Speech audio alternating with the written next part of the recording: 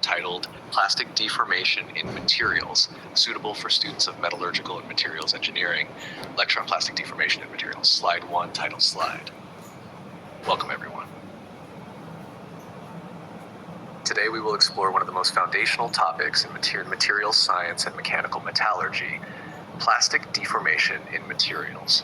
Understanding plastic deformation helps us design stronger, more ductile materials and is vital in metal forming and structural applications. Slide 2, Introduction to Plastic Deformation.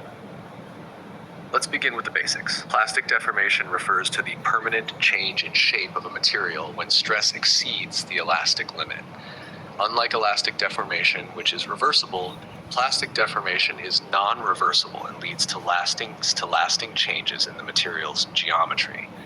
This concept is central to metal forming processes and also in predicting material failure, especially under repeated loading conditions. Stress-strain curve overview. This curve is the backbone of mechanical behavior analysis. The initial linear part is the elastic region, where stress C is directly proportional to strain. It follows Hooke's law sigma equals E epsilon, where E is the Young's modulus. The yield point marks the onset of plasticity. Ultimate tensile strength, UTS, is the maximum stress the material can bear. Finally, fracture occurs, indicating complete material failure.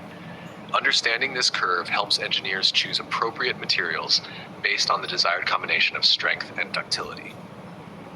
Slide 4, Mechanisms of Plastic Deformation.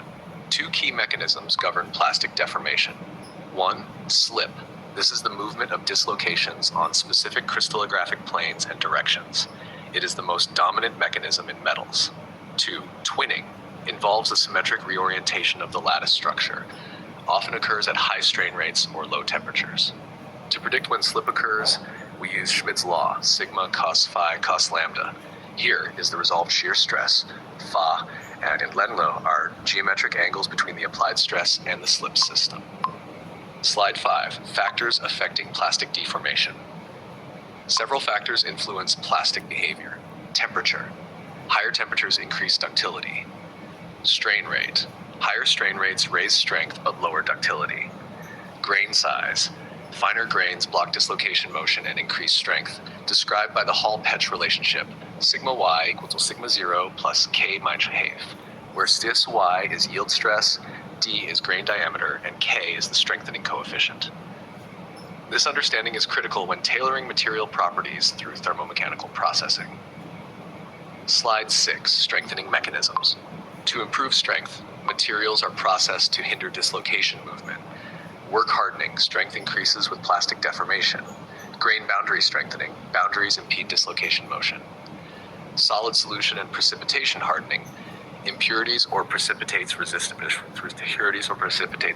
dislocation motion.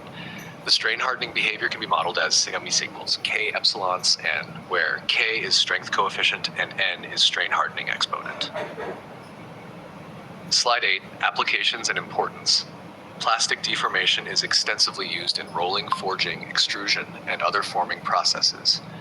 Understanding this behavior enables better design of components for strength and ductility, helps in failure analysis such as fatigue and fracture predictions, supports optimization of processes in aerospace, automotive, and manufacturing industries.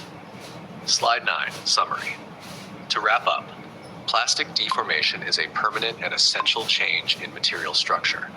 It is mainly driven by dislocation motion and influenced by temperature, grain size, and strain rate. By understanding and controlling plastic deformation, we can design materials with desired strength and ductility. Would you like me to create a downloadable